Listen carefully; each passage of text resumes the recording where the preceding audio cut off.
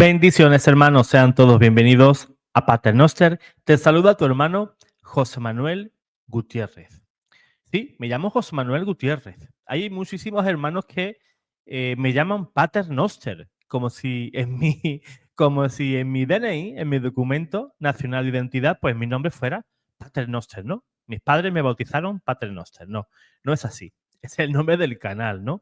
Lógicamente no me voy a llamar así, Paternoster. Eso para los despistados, ¿no? Ahora, por otra parte, el tema, ¿no? El tema del video de hoy.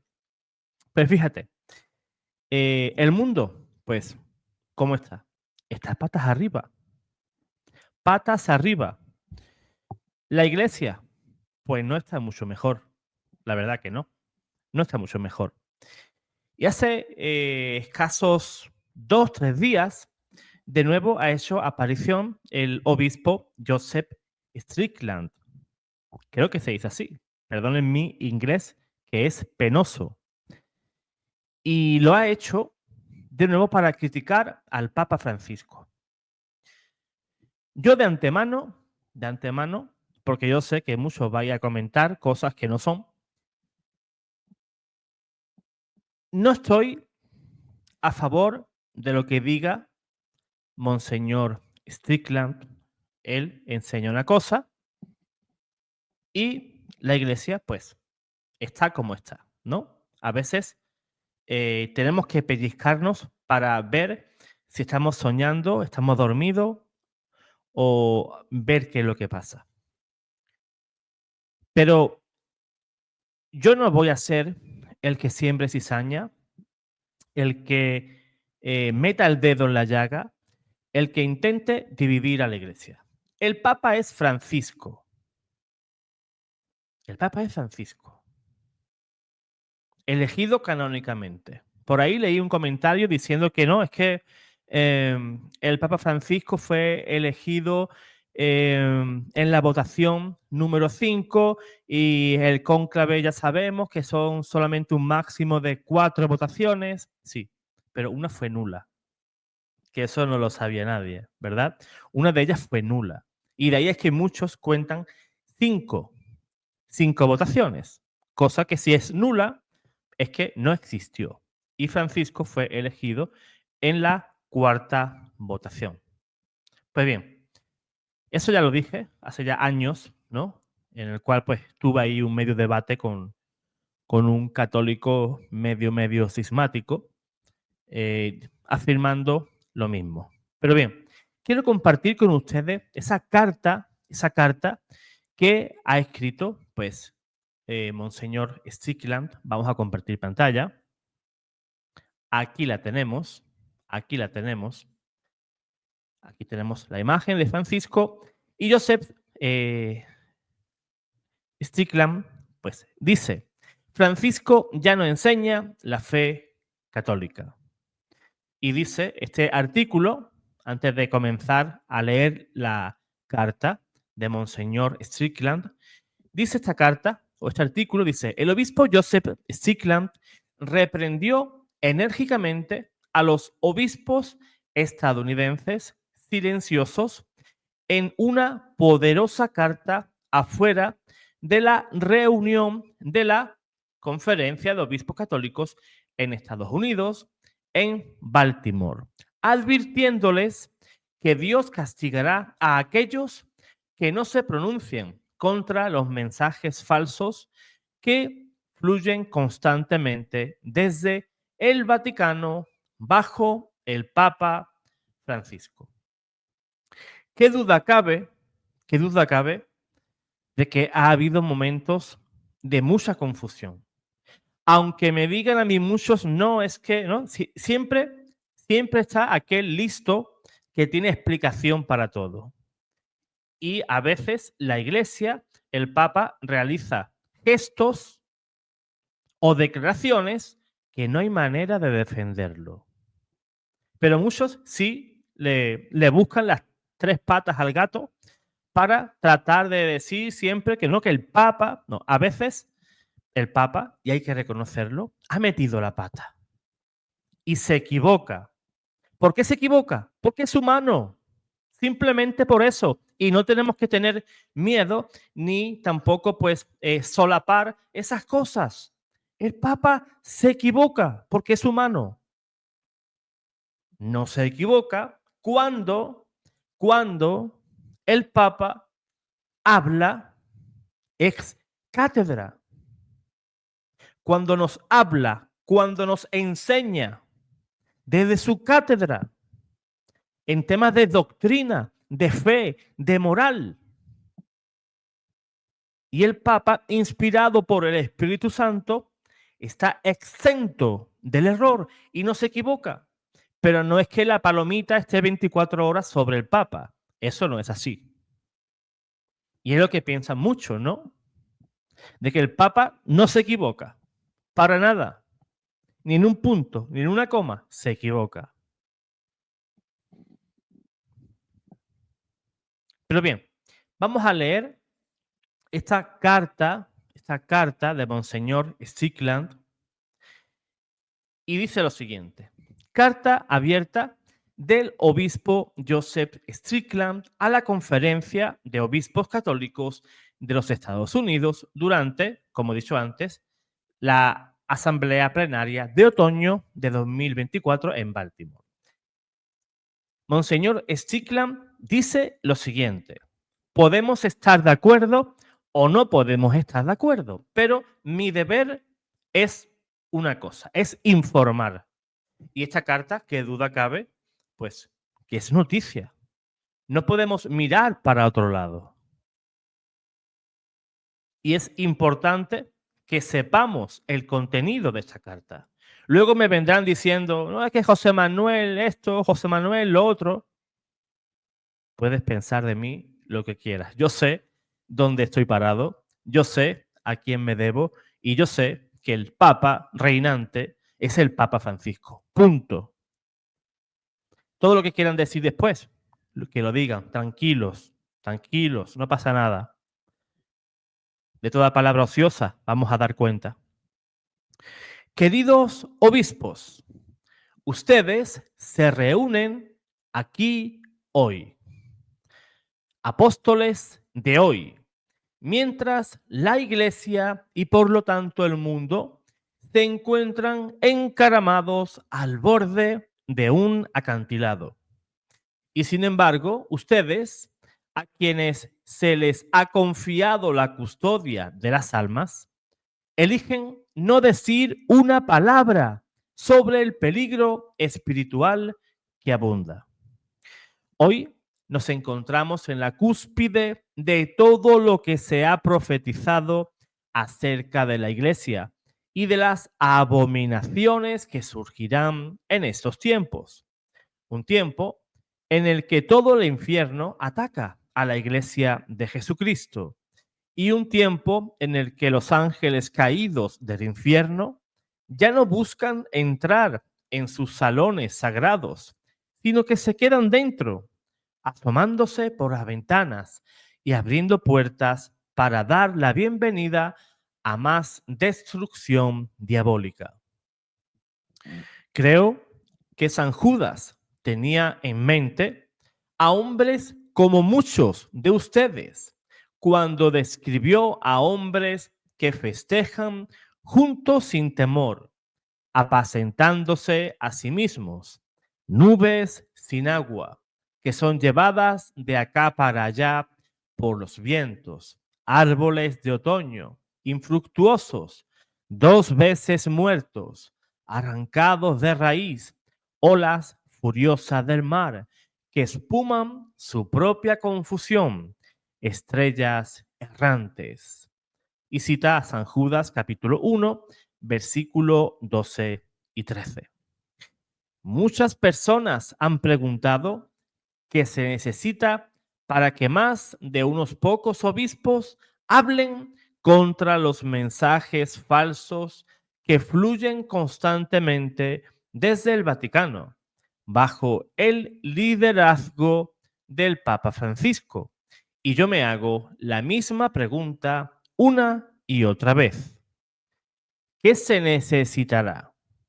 ¿No sabéis que nuestro Señor enviará a sus ángeles vengadores para amontonar carbones encendidos sobre las cabezas de aquellos que fueron llamados a ser sus apóstoles y que no han guardado lo que Él les ha dado. Y sin embargo, casi todos ustedes, mis hermanos, permanecieron en silencio, observando cómo se realizaba el sínodo sobre la sinodalidad, una abominación construida no para custodiar el depósito de la fe, sino para desmantelarlo. Y sin embargo, pocos fueron los gritos que se escucharon de ustedes, hombres que deberían estar dispuestos a morir por Cristo y su iglesia. El documento final del sínodo ya se ha hecho público, pero con la prestidigitación que caracteriza al Vaticano, controlado por Francisco, al llamar la atención sobre cuestiones que preocupaban a muchos, han deslizado su verdadero objetivo sin que nadie se diera cuenta.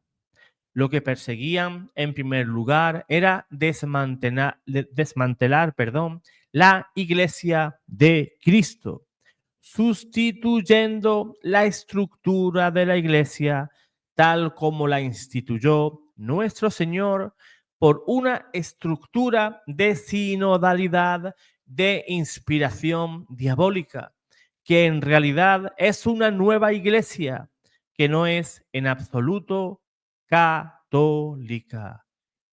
Y yo diría, y mucho menos apostólica.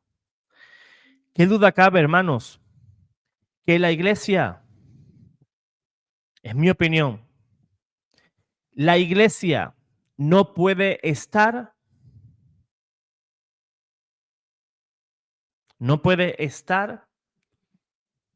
pensando en adaptarse a los tiempos. La iglesia nunca lo hizo. La iglesia nunca se adaptó a sus tiempos.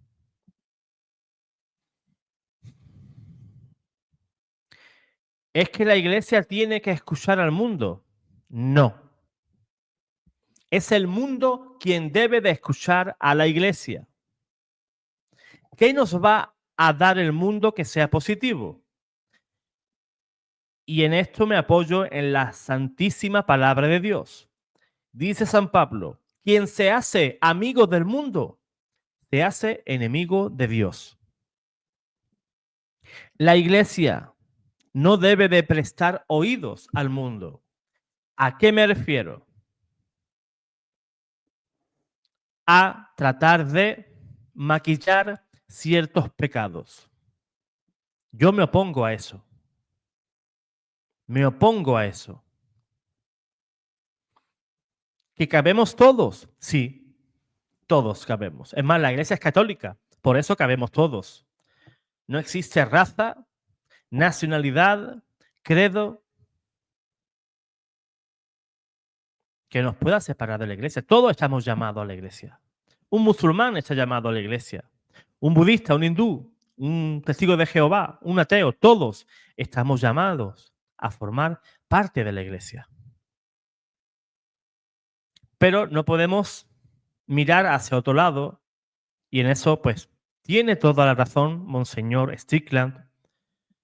No podemos mirar hacia otro lado cuando queremos meter al mundo sin conversión en la iglesia.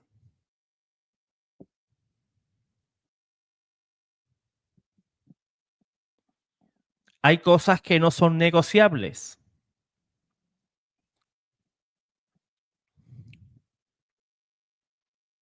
Y yo quiero la iglesia, que ha sido siempre.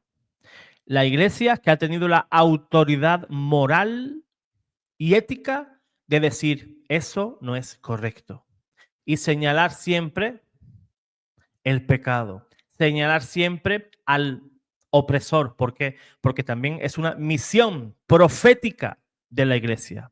Acuérdate de San Juan el Bautista. ¿Por qué le cortaron la cabeza? ¿Por irse de fiesta con Herodes? No. por denunciar lo que hacía Herodes, por denunciar el pecado. Pero hoy, como bien dice Monseñor Strickland, muchos obispos callan. ¿Por qué? Porque tienen miedo a que le corten la cabeza. Ya lo he dicho. Ya lo he dicho. Y yo prefiero obedecer a Dios antes que a los hombres. Eso lo tengo yo clarísimo. Clarísimo. Tengo un buen amigo, que hace ya un tiempecito atrás me dice, voy a dejar de seguir al Papa Francisco. En el sentido de leer noticias y meterse de lleno en esas cosas, ¿no? Dice, porque eso me roba la paz. Y es cierto. Hay a veces decisiones titulares del Papa Francisco que quitan el sueño y son preocupantes.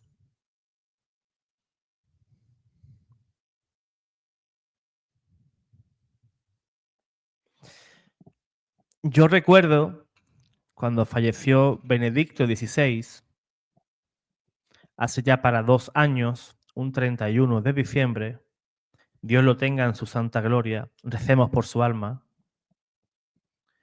Cuando él murió, a las pocas semanas, su mano derecha, Monseñor Gaswain, pues fue expulsado del Vaticano, de muy malas maneras. Muy feo lo echaron, muy feo, muy feo. Y yo que no soy tonto, yo que no soy tonto, esa animadversión que tienen contra ese arzobispo es por ser la mano derecha de Benedicto XVI. Porque si Benedicto XVI, y estoy seguro de ello, estoy segurísimo, seguro, si Benedicto XVI estuviera vivo hasta ahora, muchas cosas que han pasado en la iglesia no la hubiéramos visto. Cuando estuvo toda esa polémica que se estuvo ahí gestando, que ese rum rum de la ordenación de las mujeres, ¿verdad? Al sacramento del orden para que hubiera mujeres sacerdotisas dentro de la iglesia, debemos de recordar que Benedicto XVI le dijo a Francisco, Francisco, por ahí no, por ahí no. Y eso es cierto.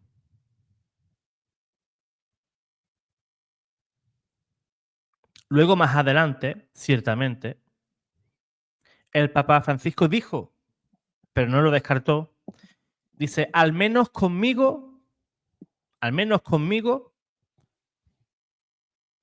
no se va a dar la ordenación sacerdotal a mujeres. Pero no lo descartó. Ojo, no lo descartó. Él dijo que con él no. Quizás si con el siguiente que venga, pues ya que se peleen, ¿no? Con el que venga, con el nuevo papa que venga detrás de él. Pero que él no se iba a meter en ese problema. Porque la iglesia tiene que mirarse en un espejo. Fíjate, todas esas cosas que quieren implementar dentro de la iglesia, ya lo han vivido iglesias como la luterana, iglesias como la anglicana, en el cual mujeres sacerdotisas, eh, homosexuales,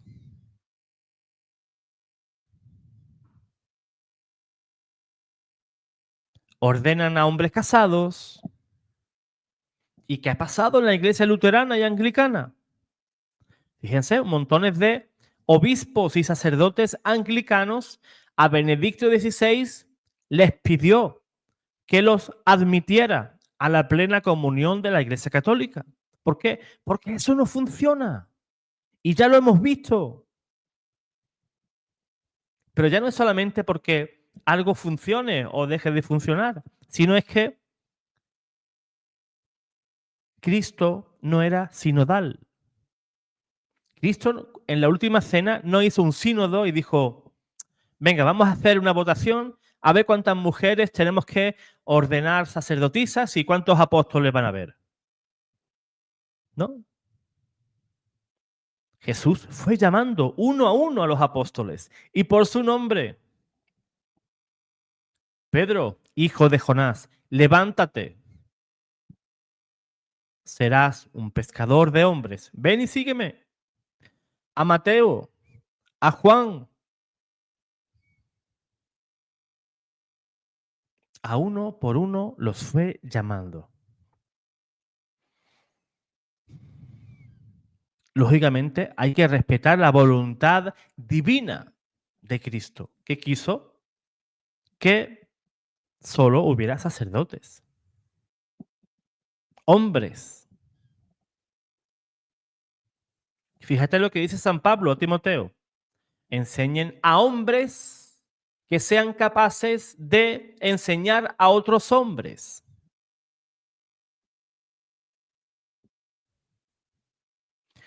Vemos en el libro de Hechos, en el cual San Pablo va organizando también la iglesia.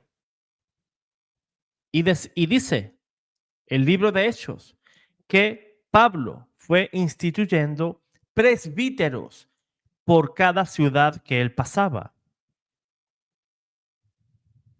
Los apóstoles respetaban lo que dijo el Señor, pero así de manera ininterrumpida hasta nuestros días. ¿Por qué tenemos que romper con eso? Porque si rompemos con todo lo establecido, entonces vamos a desfigurar y vamos a crear una iglesia diferente dentro de la iglesia.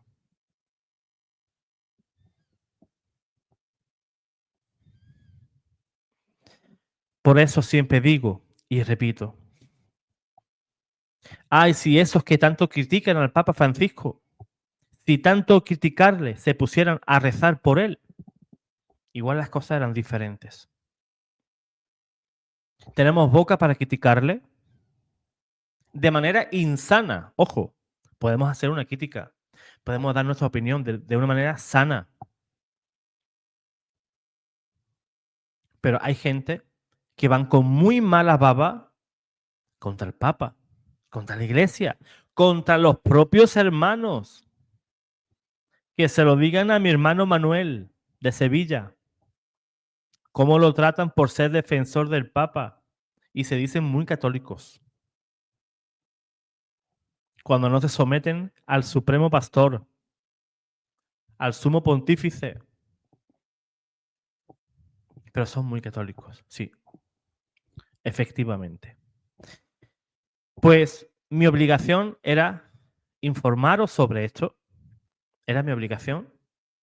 Porque quizás la hayan leído esa carta, quizás no. Y me gustaría que me dejaras aquí debajo, en la cajita de los comentarios, pues tu opinión. Para mí, créeme, hermano mío, créeme, hermana mía, que es muy, pero que muy importante. Ah, y un anuncio. Acabo de publicar mi libro sobre las ánimas del purgatorio, que es un recopilatorio de experiencias. También hago un homenaje al último fraile Fosor de mi ciudad, el hermano José, y un montón de sorpresas más que va a tener ese libro. Y está en la pestaña de la comunidad en formato Kindle y en los próximos días va a estar en formato físico. No os preocupéis que yo iré y seguiré informando por el libro, por las personas que deseen adquirirlo. Así que, hermano, hermana, sigamos rezando por el Papa, por el bien de la Iglesia y por el bien de todas las almas. Dios te guarde, Dios te bendiga.